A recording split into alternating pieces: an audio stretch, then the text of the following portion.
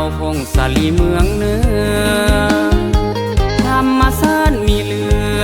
ภูเขาเคือเป็นสายใหญ่น้อยลมโวยทั่วทินฐานทินเป็นเด่นภูดอย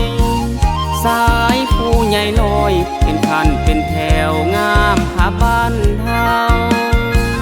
แขวงพงสาลีเป็นทินมีลมเย็นดีเนื้อสูตรเรามีเป็นแขวงหลากหลายชนเผ่าเมืองน้อยหกเมืองทุกเมืองตั้งอยู่ตินภูเขาสาวภาษาทุกเผ่าเป็นเจ้าสร้างบ้านแปลงเมืองเป็นแขวงภูดอยเมฆคลุมลอยเศร้าค่ำทุกวันมีภูฟ้าเป็นมิ่งควันสูงสันตั้งอยู่จมเมืองน้องแม่น้ำอูบนสู่สร้างไฟฟ้าเมืองชื่อเสียงกระเดืองว่าเป็นเมืองหม้อไฟลือน้ำเด่นพงสาลีที่นี่ได้พัฒนาทรัพย์สินนานามีค่าสูงผลดีเลิศล้ำกาแฟใบซายางพาราเป็นสินค้าประจำมักแนงเป็นทุกยามมักขัวสาลีมีน้ำเมืองเหนือ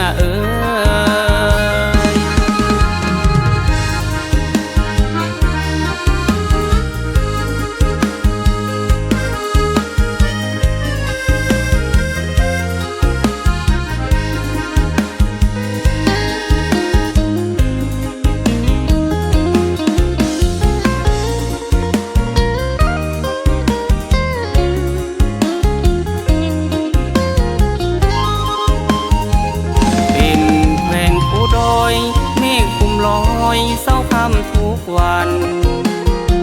มีภูฟ้าเป็นมิ่งควันสูงสันตั้งอยู่จมเมืองร้องแม่น้ำอูบนสู่สร้างไฟฟ้าเมือง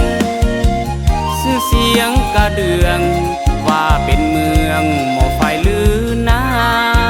ำเด่นพงสาลีที่นี่ได้พัฒนาทรัพย์สินนานามีค่าสูงผลดีเลิศล้ำกาแฟใบซายางพาราเป็นสินค้าประจำมักแนงเป็นทุกยามมักขัวสาลีมีน้ำเมืองเหนือ